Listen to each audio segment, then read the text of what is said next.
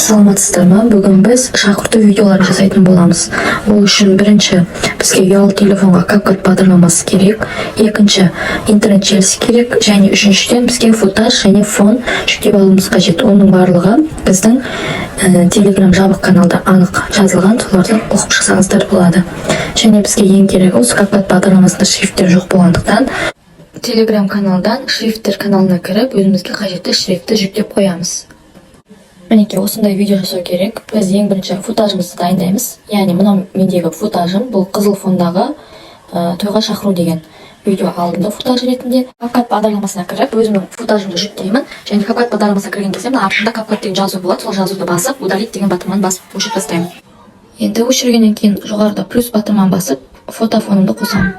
Және екінші осы шақыртуды жазатын фотофон керек. Енді осы фотофон мен футаж арасында переходты өзгерту үшін ол екі ортадағы миф батырмасын басамыз. Мінекей әртүрлі переходтар бар, сол переходтардың өзіме қажеттісін таңдап аламын. Мысалы, мінекей әртүрлі түрлері бар. Мен ең біріншісін таңдадым.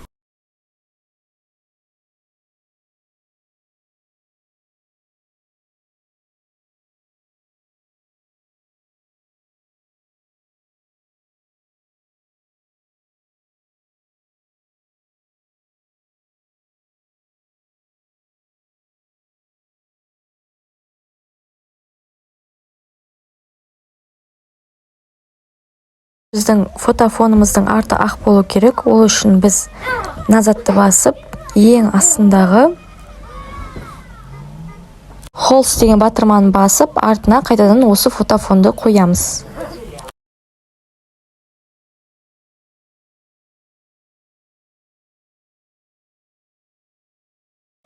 Ақ түсіміз сәйкес келмейді екен, сондықтан қайтадан холстқа кіріп, фон деген батырманы басып, артына қайтадан өзіміздің фотофонымыздың түсіне сәйкес фотофонымызды қоямыз.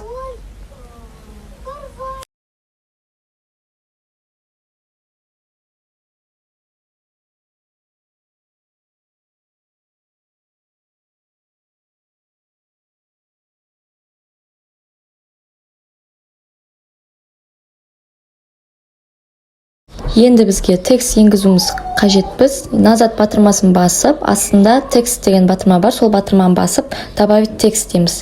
Енді өзіміздің қажетті мәтінімізді тереміз. Мысалы, құрметті қонақтар, сіздерді тойға шақырамыз, мекен жайымыз деп барлық текстті енгіземіз. Мысалы, мінекей, құрметті қонақтар деп енгіздік. Оның түсін, стиль барлығын өзгертеміз. Енді шрифтке келетін болсақ, шрифтті телеканалына кіріп, өзімізге қажетті шрифтті жүктеп аламыз. Енді CapCutқа енгізу үшін плюс батырманы басып, өзіміздің шрифтімізді таңдаймыз. Мысалы, мұны KZ деп тұр, соны бастым. Енді бұл файл импортировать шрифт деген жерде тұрады. Соны басып таңдаймын. Мінекей менің шрифтім өзгерді. Енді бұның стилін барлығын өзгертемін қажетті өзіме.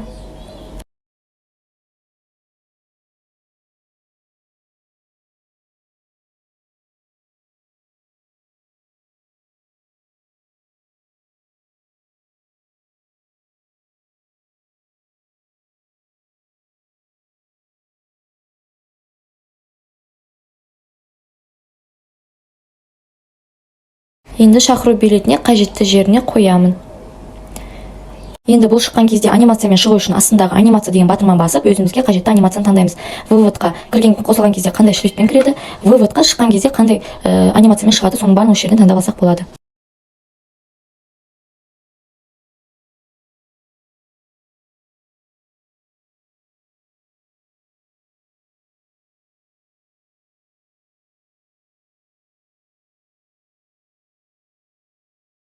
Енді қалған сөздерімізді жазамыз. Соның барлығын жаңағыдай анимацияларын жасап, суреттердің түстерін барлығын өзгертіп, өзімізге қажетті дизайн жасаймыз.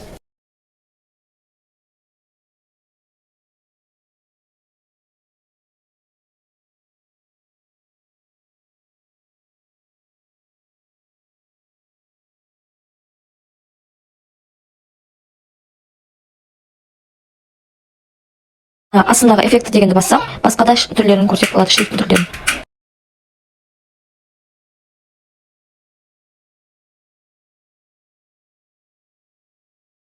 Мінекей енді видеомызды тексеріп көрейік. Барлық шрифттерді өзгерттік. Енді мына сөздеріміздің ұзақтықтары сәйкес келмегендіктен сол себепті сол сөзімізді басып, былай созып шығамыз.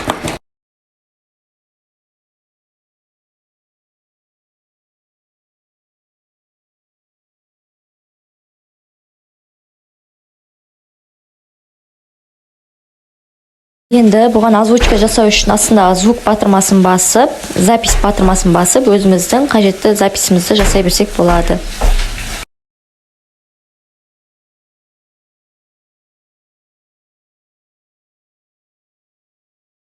Және сол записке эффект қоссақ болады. Мінекей записті басамыз, запись басқаннан кейін эффекттерді басамыз. Мысалы, мына хайлоу, мысалы мен мик хок дегенді бассам, әдемі андай микрофонмен сөйлеген дауыс шығады. Сол мик хокты басамын.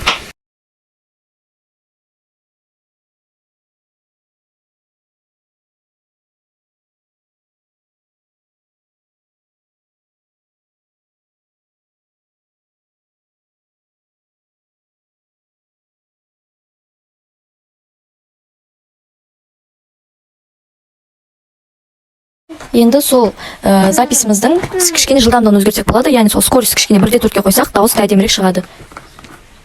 Ол үшін мінекей астында скорость деген батырма бар, соны басып таңдаймын. Бірінші записімізді басамыз, сосын астынан скоростьті басамыз. Мінекей 1/3-ке қойсақ та болады. Енді сөзіміздің артына музыка ойнап тұруды қаласақ, қайтадан звук батырмасын басып, импортировать деп жаңағы өзіміздің қалаған музыкамызды жүктейміз. Музыкамызды басып, мінекей громкость батырмасын басамыз да, ол громкостьті бәсеңдетеміз. Яғни біздің звугымыз оған қарағанда қаттырақ шығу керек. Енді жаңағыдай ұзақтықтарын барлығын созғымыз келсе созып қоямыз, сөйтіп өзіміздің видеомызды жүктейміз. Жүктеу үшін жоғары қараған стрелканы басып жүктей береміз.